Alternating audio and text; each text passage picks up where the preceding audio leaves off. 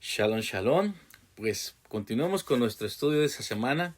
Está haciendo un poquito de frío, con más que en otras ocasiones, pero pues Baruch Hashem, ¿verdad? Todo es parte del Eterno y para que podamos entrar en calor en nuestro estudio. Nuestro estudio es la parashá número 16, que lleva por nombre Beshalach, que significa cuando envió. La encontramos en el libro de Shemot o Éxodo, a partir del capítulo 13, verso 17, hasta el capítulo 17, verso 16. Nuestra Haftará está en el libro de Jueces, capítulo 4, 5, al capítulo 5, 31. Y en el Brit Hadashah, o Nuevo Testamento, lo podemos encontrar en el libro de Juan, capítulo 6, verso 15 al 71, y en Primera de Corintios, capítulo 10, del 1 al 5. En este estudio podemos ver la ruta de Eretz Israel, la persecución por el faraón y su ejército al pueblo hebreo, el temor y el pánico por el pueblo hebreo al no ver salida ante el ejército y el mar. Moshe transmite tranquilidad al pueblo, ya que Hashem les dará la salvación. La separación del mar para que el pueblo pasara en tierra seca. Las aguas del mar se cierran y caen sobre el ejército egipcio. Israel vio la salvación por la mano de Hashem al cruzar al otro lado del mar, al ver los egipcios muertos. El cántico del mar por parte de los hijos de Israel, la unión del cántico por parte de las mujeres inspiradas por Miriam, la hermana de Moshe, las aguas amargas de Mara, el maná, el gran alimento que desciende del cielo, los preparativos para el Shabbat, el agua en la roca de Herob, la lucha contra Amelec, entre más temas con gran sabiduría a la luz de la Torah. Nuestro tema lo hemos subtitulado La libertad del pecado. Nuestro estudio comienza narrando lo siguiente. Y sucedió cuando envió el faraón al pueblo que no los condujo el Eterno por el camino de los filisteos, porque estaba cerca. Pues el Eterno dijo, tal vez se arrepienta el pueblo al ver una guerra y regrese a Egipto. Y dirigió el Eterno al pueblo hacia el camino del desierto, rumbo al mar de los juncos. Armados ascendieron los hijos de Israel de Egipto. Llevó Moshe los huesos de Yosef consigo, pues con firmeza había dicho jurar a los hijos de Israel, diciendo, ciertamente lo recordaré, Hashem, y subirá mis huesos de aquí con ustedes. Baruch Hashem. Beshalach. Y envió. Vemos que el pueblo hebreo partió hacia la libertad, dejando un lugar en el cual permaneció por más de 200 años. Primeramente como invitados, donde construyeron sus hogares, se fructificaron como familia y llevaban una vida entre comillas estable, para después ser esclavizados y forzados a trabajar duramente, bajo las ordenanzas de los egipcios. Un lugar donde por muchos años algunos guardaron los pactos del Eterno, como los levitas. Otros eran temerosos de Hashem, pero les llamaba la atención las tradiciones, la cultura egipcia. Por otro lado, definitivamente hay quienes adoptaron tanto tradiciones como cultura e incluso contrayeron matrimonio entre hebreos y egipcios. Toda una vida, toda una cultura, una tradición, una forma de vivir que la realidad no era fácil de olvidar o dejarla inmediatamente. Es fundamental entender que el pueblo no solo saldría de una esclavitud física, sino que también tenía que salir de una profunda asimilación de tradiciones y cultura que repercutían en lo espiritual, como nos lo hace saber el profeta Ezequiel en el capítulo 20 del 7 al 8. Les dije, cada uno eche de sí las abominaciones de sus ojos y no se contaminen con los ídolos egipcios. Pero ellos se rebelaron contra mí, no dejaron los ídolos de Egipto. Nos revela que el pueblo hebreo había salido de Egipto, pero Egipto no había salido de ellos. Al rebelarse contra el Eterno, al adoptar los dioses ajenos, ¿sí? Esos dioses de Egipto. Se nos enseña que en diversos midrash que el pueblo hebreo en Egipto había descendido hasta un nivel de 50 niveles que existe de espiritualidad, había descendido al nivel 49 de impureza, siendo el nivel 50 el punto de no retornar, el punto de no teshuvá, de no poder arrepentirse. Es por eso que después de la festividad de Pesach comenzamos la cuenta del Omer. ¿sí? 49 días en los cuales esos días son de reflexión y purificación para llegar al día 50, Shavuot, la entrega de la Torah, Matan Torah, ¿sí? Y poder rectificar nuestra Neshama, nuestra alma, y poder recibir esa Torah dignamente. El pueblo hebreo le dio la espalda a Hashem a rebelarse con él y a adoptar los dioses egipcios. Los sabios explican que cuando el Eterno pidió el sacrificio del cordero para Pesach, lo hizo porque el cordero era un dios para los egipcios. Entonces sacrificarlo representaba completamente cortar con esa tradición, cortar con esa idolatría y con ese simbolismo que tenían por el cordero. El Midrash enseña que con excepción de la tribu de Leví, los hebreos habían dejado de practicar el Brit Milá, la circuncisión, para parecerse más aún a los egipcios y evitar ser reconocidos como diferentes a ellos. Aunque se asimilaron en prácticas, el Talmud y el Midrash en Vayikra Rabá 32:5 destaca que se salvaron porque mantuvieron 3 rasgos de identidad que evitaron su desaparición total. O sea, el pueblo hebreo se salva por esos tres rasgos que mantuvieron. ¿Qué son? No cambiaron su nombre. Siguieron teniendo nombres hebreos como Rubén, Shimón, etc. En lugar de usar nombres egipcios. No cambiaron su idioma. Siguieron hablando el hebreo entre ellos. Y no cambiaron su vestimenta. Mantuvieron esa vestimenta que tenían. Tuvieron su forma de vestir tradicional, lo que les recordaba quiénes eran a pesar de la presión cultural que en ese entonces tenían. Había que enfrentar un desafío por delante. Así como los hebreos se contaminaron con los ídolos, la cultura y la sociedad de su época, como el poder, el estatus social, dioses, hoy es lo mismo con los que se dicen ser temerosos de Hashem. Las personas creyentes a menudo asimilan las culturas modernas, tradiciones paganas, dioses disfrazados que los alejan de su verdadera esencia y su verdadera identidad, y mucho más peligroso es que los alejan del camino de la Torah. La verdadera liberación de Vayislach comienza cuando el pueblo decidió soltar todo lo que Egipto les aportó y lo que este mundo está dando. La ilusión de esos ídolos internos, el pueblo hoy necesita dar el siguiente paso, no hacia lo desconocido, confiando en quiénes son realmente y hacia dónde van y quiénes los conducen.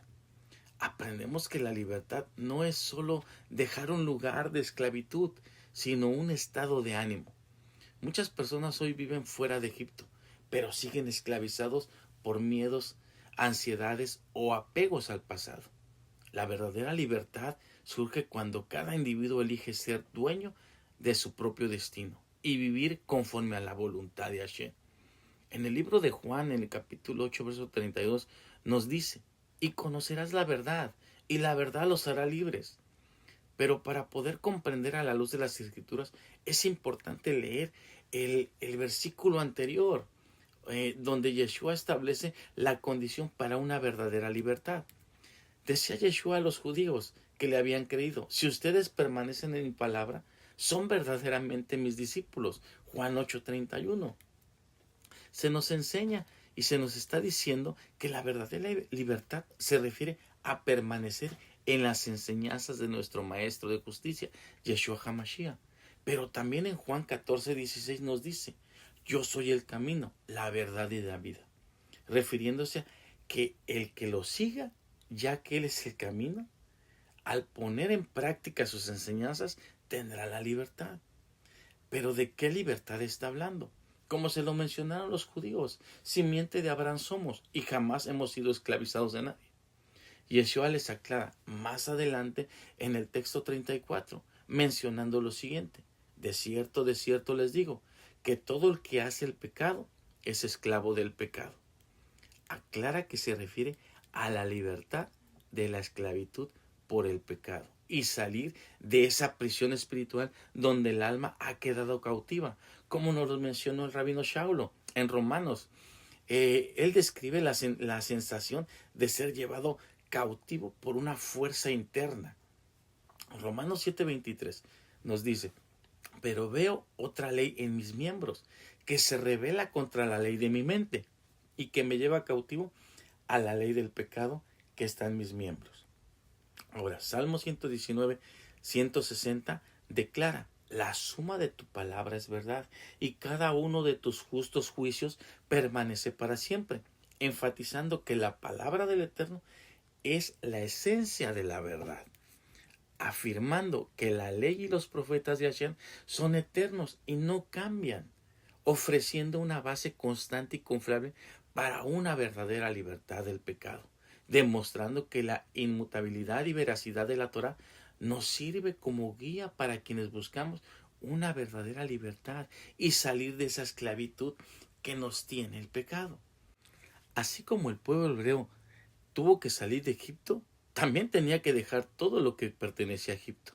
Hoy nosotros tenemos que salir de ese pecado y dejar todos esos malos patrones de conducta que aún están en nosotros, porque de nada sirve ser libres si seguimos haciendo constantemente esas acciones negativas que nos siguen llevando al pecado. Vemos en nuestro estudio que el pueblo hebreo fue dejado en libertad. Pero ¿qué pasa? Nuestro estudio nos narra en el capítulo 14, verso 10, lo siguiente: el faraón acercó su ejército, y alzaron los hijos de Israel sus ojos, y aquí que Egipto se dirigía tras ellos. Tuvieron mucho miedo, y clamaron los hijos de Israel al Eterno. El episodio del mar de los juncos muestra que ante un obstáculo inesperable y el enemigo acechando detrás de ellos, en los siguientes pasos 11 y 12 nos describe una reacción humana muy actual. Al ver el ejército, el pueblo hace tres cosas. Primero, clama al Eterno, dando un grito de desesperación que no era necesario, ya que después de vivir todos los milagros que el Eterno hizo en Egipto a favor de ellos con las plagas, seguían con temor y no con emuná, no con fe. Así que la súplica de ayuda al Eterno no fue con esa fe ferviente, simplemente fue con un grito de desesperación. 2.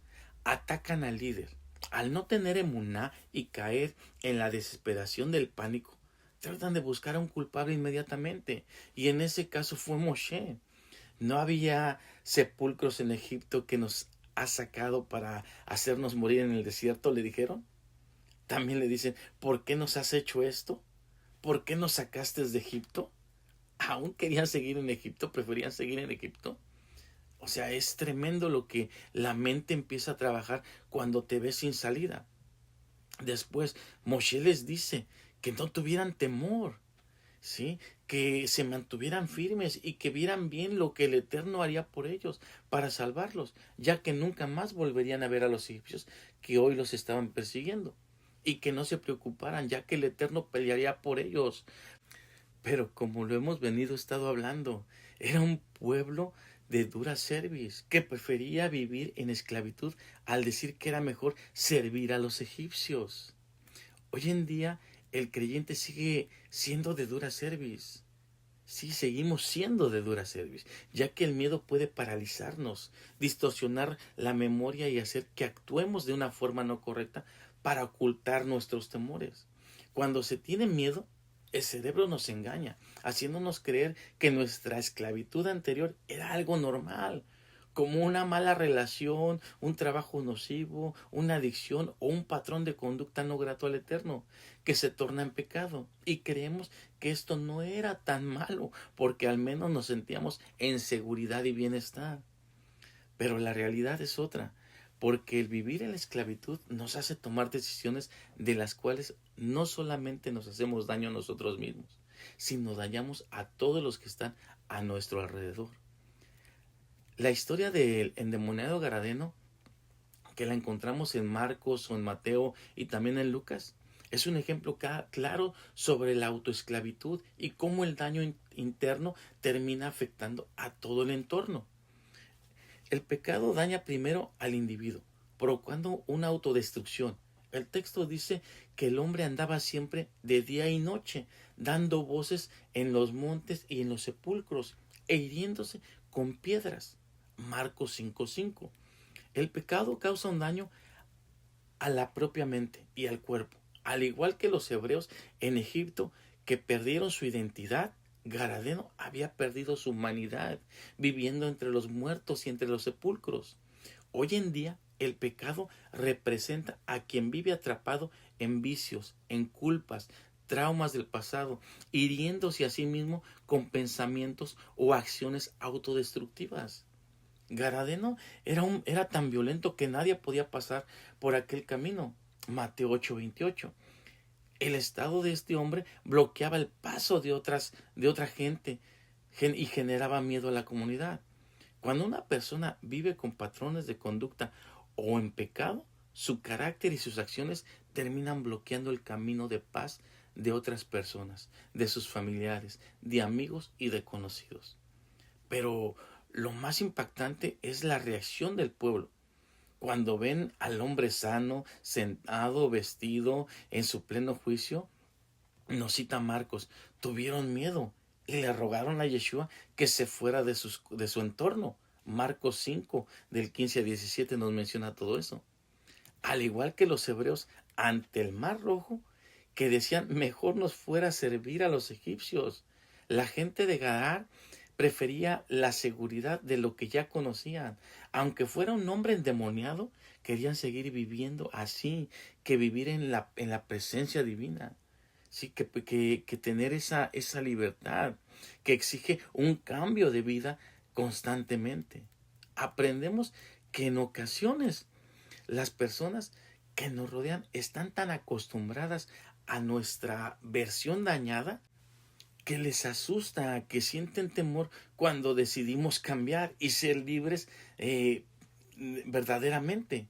La mejor forma de reparar el daño causado por nuestras acciones es mostrar una vida completamente transformada y alejada de la esclavitud del pecado y vivir conforme a la voluntad de Hashem. Así como Garadeno se hería a sí mismo en los sepulcros, nosotros a veces nos herimos con los recuerdos de nuestro Egipto. Pero la libertad que el Eterno ofrece no es solo para salir del problema, sino para recuperar nuestro pleno juicio y ser bendición para los demás. El Midrash enseña que ante el miedo del ejército egipcio, el pueblo se dividió en 4 grupos, con diferentes actitudes negativas. Los que querían suicidarse, que decían, tirémonos al mar, mostrando una desesperación total. Los que querían rendirse, que decían, volvamos a Egipto, demostrando una falta de dignidad. Los que querían pelear, sin dirección, quienes decían, luchemos contra ellos, demostrando una arrogancia o impulsividad. Y el otro grupo eran los que querían solo hacer ruido, que decían, hagamos ruido con oraciones, demostrando solo evadir la responsabilidad.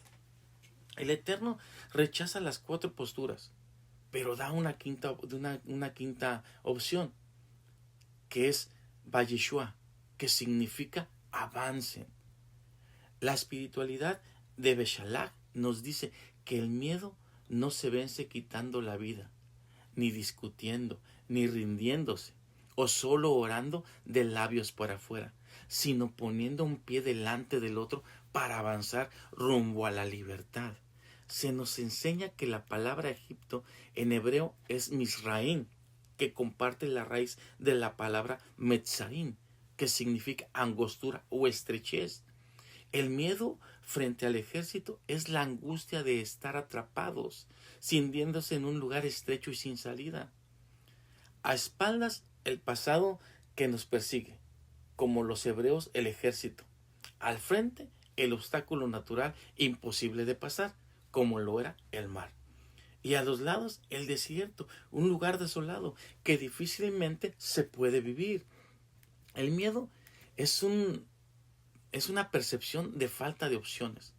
Aprendemos que cuando todas las vías horizontales están cerradas, la única vía que queda abierta, ¿cuál es? Pues es la vertical, la conexión espiritual de la tierra al cielo.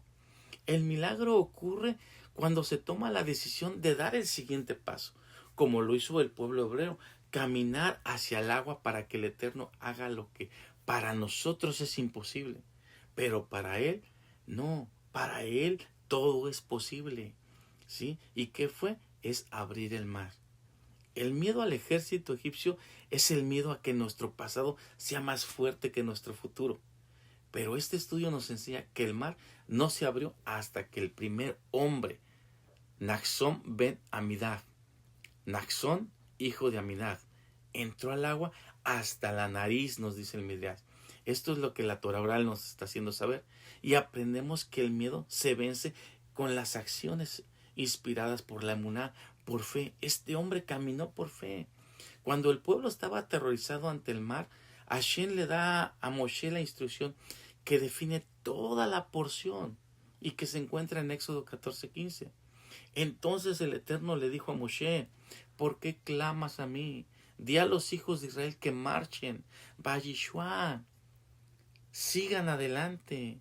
Este texto enseña que hay momentos donde las oraciones deben transformarse en acción.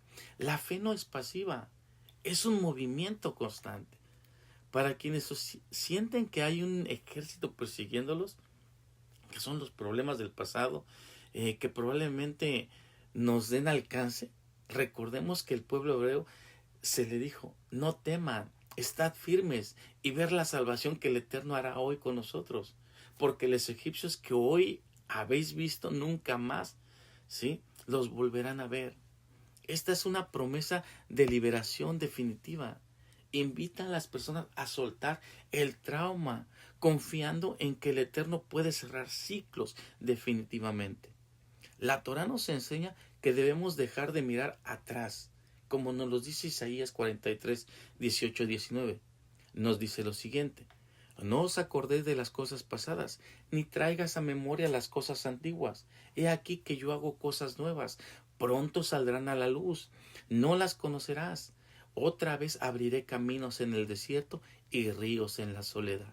Baruch Hashem, el Eterno nos está diciendo que aunque nos encontremos en el desierto, Él está abriendo caminos nuevamente. Traer el pasado, las quejas de Egipto, impiden conocer lo nuevo que Hashem está haciendo hoy en cada uno de nosotros. Además, Yeshua nos hace una advertencia en Lucas 9:62. Yeshua les contestó: el que pone su mano en el arado y sigue mirando atrás, no sirve para el reino del Eterno. Al igual que los hebreos miraban hacia atrás, deseando las ollas de carne de Egipto, aprendemos que hoy en día el enfoque debe estar fijo en la meta que está delante de nosotros. Mirar atrás nos hace retroceder y perder el propósito que Hashem tiene para cada uno de nosotros en nuestras vidas. Filipenses 3:13-14 nos hace saber: hermanos, yo mismo no pretendo haberlo ya alcanzado, pero una cosa hago, olvidando ciertamente lo que queda atrás y extendiéndome a lo que está delante, prosigo a la meta. El rabino Shaulo usa un lenguaje de corredor. No se puede correr hacia la libertad cargando el pasado de los errores o las identidades pasadas. Debemos tener una nueva identidad, como nos lo menciona 2 de Corintios 5:17. De modo que si alguno está en Mashiach, nueva criatura es. Las cosas viejas pasaron, he aquí todas son hechas nuevas. Debemos tomar en cuenta que la liberación de Egipto personal debe ser total. No solamente ser una versión mejorada del esclavo, sino una creación completamente transformada y nueva. Como nos los menciona Gálatas 5:1. Estad pues firmes en la libertad con que Mashiach nos hizo libres, y no estéis otra vez sujetos al yugo de esclavitud. Es un llamado directo al corazón de quienes estudiamos a la luz de la Torá. Si el mar ya se abrió y el ejército egipcio quedó atrás, volver a los mismos patrones de conducta, pecados o miedos es despreciar el milagro de la liberación que Hashem nos otorgó. El evento histórico del cruce del Mar Rojo nos muestra un perdón tan grande por parte del Eterno, como nos lo dice el profeta Miqueas en Miqueas 7:19.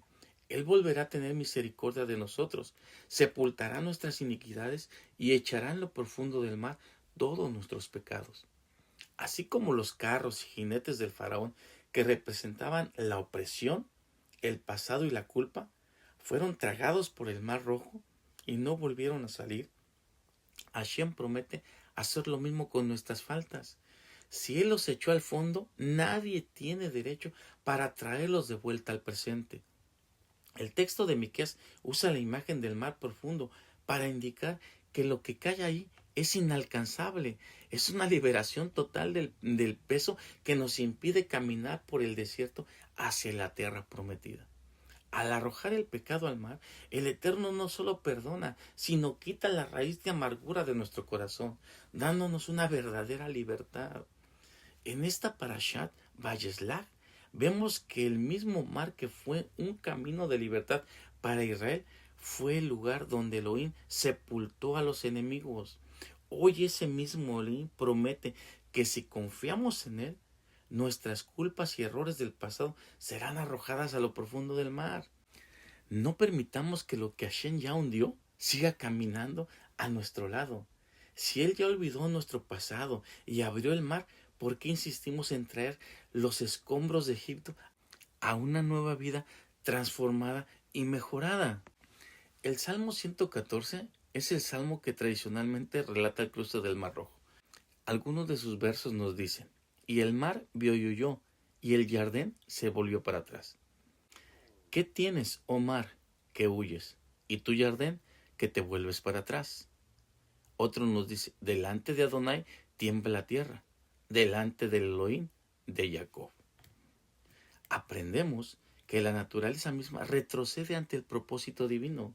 Lo que a nosotros nos parece un muro, para Hashem es un camino. Como nos los menciona el profeta Isaías 43:2. Si tienes que pasar por el agua, yo estaré contigo. Si tienes que cruzar ríos, no te ahogarás. Si tienes que pasar por el fuego, no te quemarás. Al principio de nuestro estudio, la Torá nos menciona que el Eterno iba delante del pueblo de Israel. Éxodo 13:21. Y el Eterno iba delante de ellos, de día en una columna de nube, para guiarlos por el camino, y de noche en una columna de fuego, para alumbrarles, a fin de que anduvieran de día y de noche. Debemos recordar que no caminamos solos. Aunque el desierto sea tan incierto, existe una columna de nube y una de fuego que se encuentra presente en todo momento en nuestro diario vivir. En momentos de crisis actual, la enseñanza es confiar en la guía y protección divina, incluso cuando el camino parezca bloqueado. Porque a pesar de los milagros, el pueblo de hoy se sigue quejando como lo hizo el pueblo hebreo, por la comida, el agua, añorando sus vidas pasadas. Debemos estar agradecidos con Hashem constantemente, ya que sus misericordias son todos los días, primeramente por ese aliento de vida que nos da al despertar cada mañana, reconociendo las bendiciones presentes en lugar de sucumbir a la queja constante ante las dificultades que tengamos que enfrentar cada día. Mateo 6:25-34 nos habla del afán por los quehaceres diarios, lo que se va a comer o lo que se va a vestir, y nos menciona que busquemos primeramente el reino de Hashem y su justicia, porque todo lo que nos preocupa se añadirá a nuestras vidas. Y termina diciendo: así que no afanéis por el día de mañana, porque el día de mañana trae su afán. Basta cada día su propio mal. Todo esto lo hace saber Joshua, ya que el pueblo hebreo en el capítulo 16:3 menciona lo siguiente: y le dijeron los hijos de Israel: si tan solo hubiéramos muerto por la mano de Hashem en la tierra de Egipto, cuando estábamos sentados junto a la olla de carne, cuando comíamos pan hasta saciarnos, pues nos han sacado a este desierto para matar a toda esta asamblea de hambre. Pero el Eterno le dice a Moshe: he aquí que haré llover para ustedes comida desde el cielo. Que salga el pueblo y recoja la porción de cada día ese día, para que puedan ponerlos a prueba a ver si siguen mis enseñanzas o no. Hashem envía una porción diaria del maná cada mañana y prohibía recoger más de lo necesario que cada miembro de familia puede comer. Y el día viernes debería recoger el doble, ya que el día séptimo, Shabbat, no caería el maná. Y vemos que las personas o familias que intentaban guardar el maná para el día siguiente, por miedo a que les faltara, sí, por esa falta de fe, veían cómo el alimento se llenaba de gusanos y tenía un olor fétido que no era apto para poder comer. Esa falta de confianza de que el sustento estaría cada mañana es la esencia del afán. Pensando en el futuro, cuando el Eterno quiere que primeramente lo busquemos a Él, al igual que los hebreos aprendieron en el desierto que la espiritualidad consiste en recibir la gracia de hoy. Si traemos los problemas de mañana al presente, nos sobrecargamos y no podemos caminar hacia la tierra prometida. Hashem no dio el maná para todo el año. No lo dio así de un solo golpe, sino cada mañana. De la misma manera, Joshua nos enseña que no debemos cargar con el peso del mañana. La fe es confiar en que la mano que abrió el mar ayer y nos dio de comer hoy es la misma mano que estará abierta el día de mañana. Así como el cuerpo físico necesita nutrientes cada 24 horas, el alma requiere su reacción de sabiduría para no destruirse espiritualmente. Hashem podría haber enviado comida para todo el mes, pero eligió hacerlo diario para que el pueblo mantuviera una conexión constante con él. Éxodo 16:4, el texto dice: Yo os haré llover pan del cielo, y el pueblo saldrá y recogerá diariamente su porción de un día. El maná en este tiempo para todo el temeroso de Hashem es el estudio de la Torá, es ese contacto directo con la palabra del Eterno, lo que mantiene viva nuestra fe frente a los desafíos del día a día. La Torá es comparada al alimento del cielo, pero también es el agua vital para nuestras vidas. Después de cruzar el mar, el pueblo camina 3 días sin encontrar agua y llegan a un lugar llamado Mara. Los sabios enseñan en el Talmud, en Baba Kama 82a, que el agua es como la Torá. El pueblo se desesperó porque pasaron 3 días sin beber agua. Para el temeroso de Hashem debe de ser una necesidad el estudiar o conectar con la divinidad sin dejar de pasar un solo día a la luz de las Escrituras. Así como nos pasaríamos 3 días sin beber agua porque nuestro cuerpo colapsaría. El alma empieza a ver amargura como las aguas de Mara. Cuando dejamos de nutrirnos de la Torah es cuando el alma empieza a flaquear, empiezan los problemas, empezamos a dudar, empezamos a caer en desesperación, empezamos a cometer errores. El maná no se podía guardar, debía ser fresco. El estudio diario permite que la espiritualidad sea fresca todos los días. Si solo vives de lo que aprendiste hace 2 años o las experiencias espirituales de la semana pasada, esa enseñanza, esa fe se vuelve rancia, como el maná guardado que criaba gusanos y se descomponía. Deuteronomio 6:6 nos dice: y estas palabras que yo te mando hoy estarán sobre tu corazón. Ahí los sabios enfatizan que la palabra hoy, cada día la Torah debe ser nueva para ti, como si la estuvieras recibiendo hoy mismo desde el Sinaí. Una porción con medida de maná no necesita estudiar 5 horas diarias al día. Basta con una porción mínima al día. Quizá de un pasú, un versículo, quizá un comentario o una porción de la Torá, pero con constancia y kavaná, con concentración. El maná se recogía por la mañana, antes de que el sol lo divirtiera. Se nos sugiere que el estudio sea lo primero que tengamos que hacer antes de que el sol de las preocupaciones y el trabajo derritan e impidan levantar ese maná, ese estudio espiritual. Ahora, el maná se recogía en familia. El estudio es más nutritivo cuando se comenta con otros, ¿sí? Fortaleciendo el tejido espiritual de la comunidad. Cuando se estudia Gemara, se debe estudiar en compañía de alguien más, pero con otra persona que tenga un pensamiento distinto al tuyo. Porque si estamos en el mismo pensamiento, en el mismo sentir, el estudio diario que tendríamos, todo estaría bien. Sería comprendido por ambos. No, la familia es quien más tiene diferente tipo de pensamientos. De esta forma se lleva un estudio con dos perspectivas diferentes, que al unirlas correctamente, la enseñanza tiene más fuerza a la luz de la Torah. El estudio diario no es una carga legalista o religiosa, es el sistema de supervivencia que el Eterno nos ha dado en el desierto de la vida. Si queremos tener un corazón como el agua dulce y no amargo, como las aguas de Mara, salgamos cada mañana a recoger nuestra porción del cielo a través de los estudios de la Torá.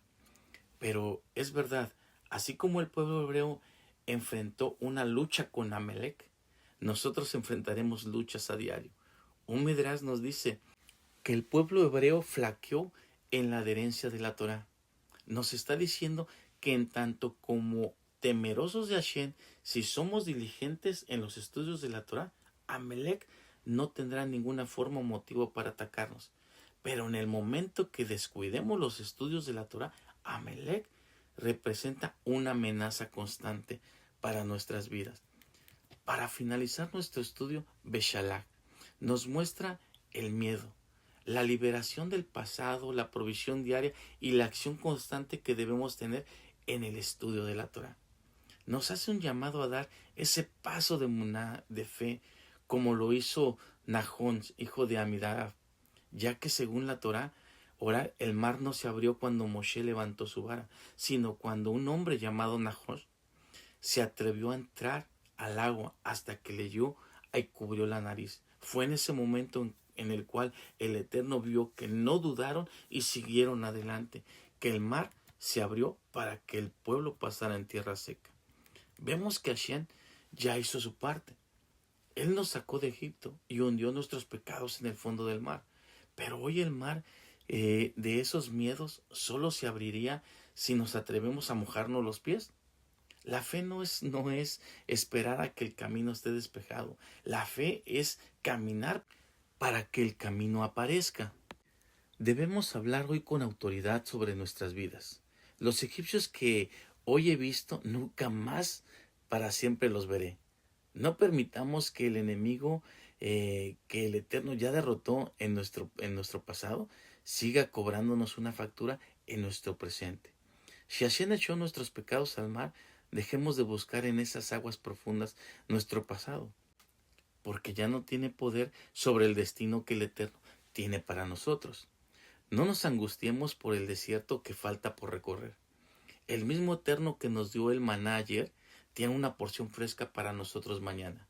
Vivamos hoy con la confianza de que cada día le basta su propio afán y que nunca ni un solo día nos faltará la columna de fuego que alumbra la oscuridad. Nuestra única tarea es recoger esa bendición cada mañana a través de la oración y el estudio de la Torá. Esto es lo que nos trae nuestro shur de esta semana. Quiero hacer una oración para que Hashem haga en nuestra vida lo que a cada uno de nosotros tenga que remover, tenga que quitar, y que Él sea quien tome el control de nuestras vidas. Abba Kadosh, permítenos hoy salir de este estudio no solo con conocimiento, sino con una libertad. Declaramos que ese Egipto que ha quedado atrás y que ese mar que no se puede cruzar se abra ante nosotros. Nos comprometemos a no mirar atrás ni recordar nuestro pasado o el de alguien más, sino con la mirada puesta en la meta final que se encuentra delante, con esperanza, confiando en que tú eres nuestro guía y nuestro sustento diario. Avanzamos porque tú nos has dicho que marchemos, que demos el siguiente paso a la libertad y salir de esa esclavitud del pecado. Sabemos que nuestros méritos no son suficientes, pero lo pedimos por los méritos de nuestro Mashiach Yeshua, que son más que suficientes, porque gracias a Él podemos tener ese acceso hacia el trono de gloria. Amén y amén. Por último, quiero hacer un énfasis a lo que nos deja Beshalach. Este estudio enseña que recordemos que el mar se abrió para el pueblo hebreo en aquel tiempo, pero la Torá se abre todos los días para que podamos seguir adelante y caminando no con temor, sino con la plena confianza del que va con nosotros es Adonai Sebaot, el Señor de los ejércitos, y Él es quien pelea nuestras batallas. Baruch Hashem, que el Eterno bendiga sus vidas, esperando que este shur haya sido de bendición para cada uno de ustedes. Y nos vemos el próximo estudio. Shabbat Shalom.